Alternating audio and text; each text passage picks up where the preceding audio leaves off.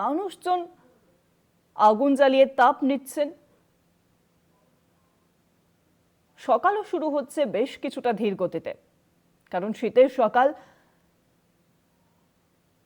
কুয়াশায় ঘেরা সকাল এবং লেপ কম্বল থেকে ওঠা একটু হলেও চাপের হয়ে ওঠে। লেপ কম্বল ছেড়ে উঠে সকালবেলায় বেরোতে বেশ কিছুটা সময় লেগে যাচ্ছে মানুষজনের। বেলা শুরু হচ্ছে বেশ কিছুটা দেরিতে। শীতে জবুথবু বাংলা।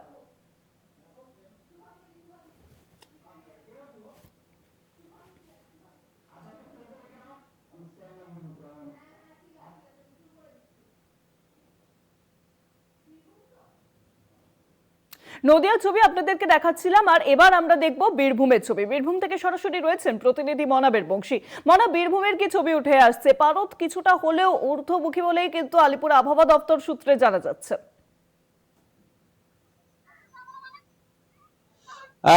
দেখো শুভাঙ্গী, কিছুক্ষণ আগেই বীরভূমের শ্রীনিকেতন যে হাওয়া অফিস রয়েছে, সেই হাওয়া অফিসের যারা আধিকারিক রয়েছেন তাদের সঙ্গে আমার কথা হচ্ছিল।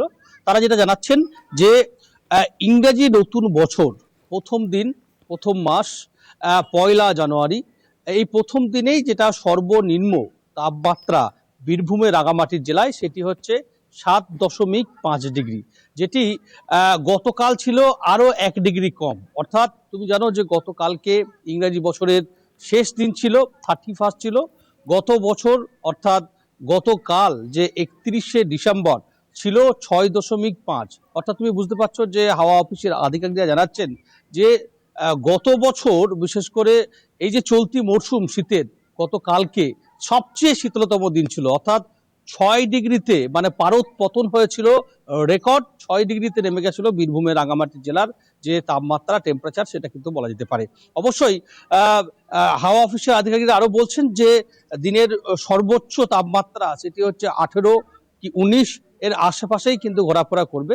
তবে দেখো উত্তরের যে শীতল ঠান্ডা হাওয়া, সেই ঠান্ডা হাওয়া কিন্তু বীরভূমে হুক হুক করে ঢুকছে। এবং অন্যদিকে আরো একটা যে শীতল ঠান্ডা যেটা উপলব্ধি করা যাচ্ছে সেটা হচ্ছে যে হাড় কাঁপানো একটা ঠান্ডা, কনকনে হাড়হিম করা একটা ঠান্ডা গোটা জেলা জুড়েই কিন্তু বীরভূমের যারা স্থানীয় বাসিন্দা তারা কিন্তু সেই বিষয়টি কিন্তু উপভোগ করছেন। তুমি জানো যে বীরভূম অত্যন্ত গুরুত্বপূর্ণ একটি জেলা, বিশেষ করে রাজনৈতিক দিক থেকে বলো বা পর্যটনের দিক থেকে বলো, সামগ্রিকভাবেই। কারণ বীরভূমে তো শান্তিনিকেতন রয়েছে, রবীন্দ্রনাথের পূর্ণভূমি। রবীন্দ্রনাথ জীবনের সবচেয়ে বড় অংশটা এই শান্তিনিকেতনে কাটিয়েছেন। কাজেই নতুন বছরে এ রাজ্যের তো বটেই, দেশের বিভিন্ন প্রান্ত থেকে মানুষজন বীরভূমে এসেছেন। গতকাল তারা সেলিব্রেশন করেছেন, আজকে নতুন বছর প্রথম দিন সেলিব্রেশন করছেন। এবং এই যে কনকনে হাড়হিম করা ঠান্ডা, সেই ঠান্ডাটা তারা কিন্তু রীতিমতো কিন্তু উপভোগ করছেন, সেটা কিন্তু বলা যেতে পারে। অবশ্যই যে চিত্র উঠে আসছে বীরভূমে এই হাড়হিম করা কনকনে ঠান্ডায়, সেটি হচ্ছে শান্তিনিকেতন। তুমি জানো যে ঐতিহ্যময় প্রাঙ্গণ রবি ঠাকুরের রয়েছে, ওয়ার্ল্ড হেরিটেজ যে স্থান, সেই স্থানগুলিতে মানুষজন ভিড় জমাচ্ছেন। অবশ্যই এই ঠান্ডায় সকাল দিকে হালকা ঘন কুয়াশা ছিল, সেই কুয়াশার চাদরে ঢাকা ছিল। বেলা বাড়তে আমরা দেখতে পাচ্ছি যে সোনালি যে ঝলমলে রোদ, সেই রোদ কিন্তু বীরভূমে বেরিয়েছে। অবশ্যই শান্তিনিকেতনে মানুষজন যারা বেড়াতে আসেন কলকাতা থেকে, তাদের কাছে অন্যতম আকর্ষণীয় একটা স্থান, পর্যটন কেন্দ্র, সেটি হচ্ছে সোনাঝুরি খোয়াই শিল্পী হাট। এই শীতে সেই খোয়াই শিল্পী হাটে তো অবশ্যই ঢু মারছেন আগত পর্যটকরা। কারণ বুঝতেই পারছো যে একদিকে ঠান্ডা কনকনে হাওয়া, সুন্দর একটা মনোরম পরিবেশ, সেই পরিবেশে এক মুঠো রোদ পিঠে দিয়ে যদি একটু প্রকৃতির কোলে সোনাঝুরিতে একটু যাওয়া যায়, একটু বিকিকিনি করা যায়, বিভিন্ন পসরা নিয়ে সেখানকার সংশ্লিষ্ট ব্যবসায়ীরা বসছেন, কাজেই তাদের কাছ থেকে বেচাকেনা। অবশ্যই সেই মাচায় বসে রয়েছে বাউল শিল্পীরা, বীরভূমের অন্যতম ঐতিহ্য, লোক সংস্কৃতি, লোক শিল্প, বাউলের একতারা সুর।